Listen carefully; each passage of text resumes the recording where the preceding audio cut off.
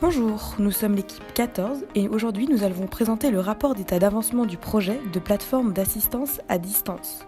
Pour commencer, nous allons vous présenter le diagramme de Gantt, puis les tâches, ensuite nous passerons au projet, puis nous effectuerons une petite conclusion du mois et enfin, nous vous présenterons les différentes options.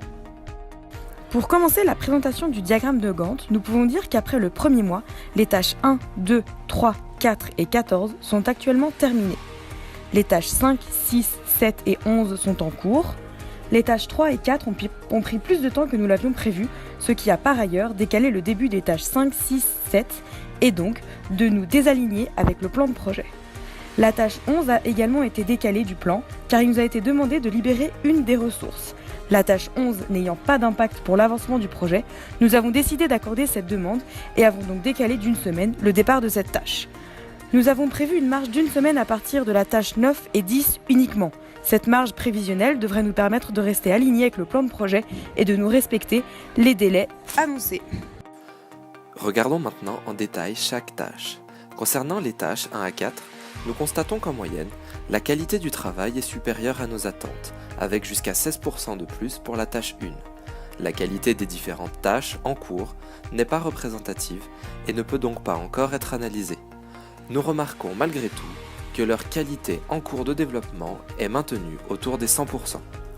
Concernant les collaborateurs, nous avons dû réaffecter des collaborateurs supplémentaires afin de respecter les délais sans péjorer la qualité, car c'est l'un de nos objectifs principaux.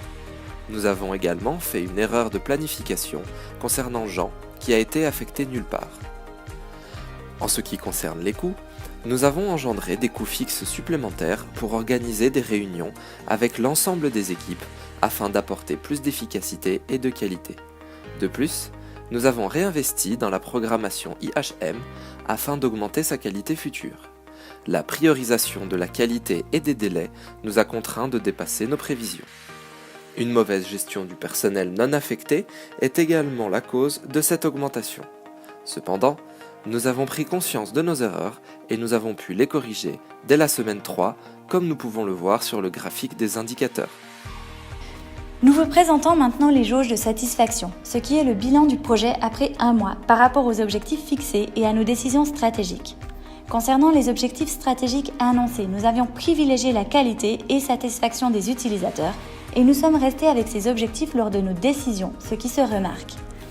Afin de nous aligner avec la direction, nous avons accepté les différentes requêtes. Cependant, en ayant favorisé la qualité, nous avions laissé de côté les coûts, ce qui a eu un impact négatif sur la satisfaction de la direction. Après des ajustements, nous avons su inverser la baisse de notre indicateur coûts et délais sans pour autant baisser sur nos objectifs. Afin d'avoir de meilleurs résultats au second mois, nous allons accroître notre réactivité face aux retards et aux imprévus afin de mieux gérer nos ressources.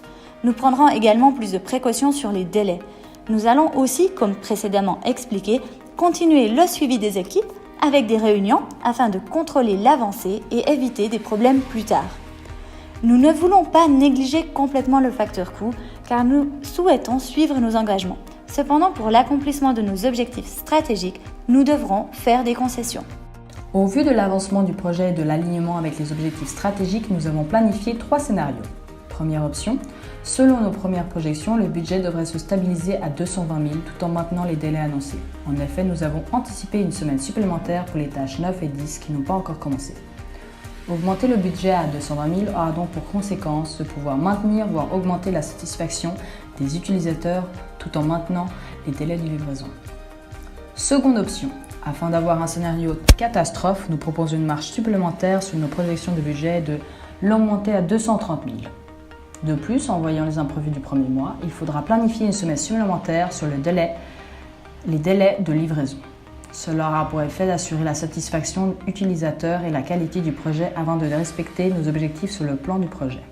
Troisième option, le dernier scénario étant le plus optimiste, nous supposons que le projet va se réaligner avec le temps et respecter les différents objectifs stratégiques. Il ne sera donc pas nécessaire de réajuster ni les budgets ni les délais. Cependant, cette décision aura pour conséquence de baisser la satisfaction utilisateur et la qualité qui sont nos priorités selon notre plan de projet. Dès la semaine prochaine, nous commencerons la présentation de nos prototypes aux utilisateurs afin de recevoir le feedback et ainsi améliorer notre produit.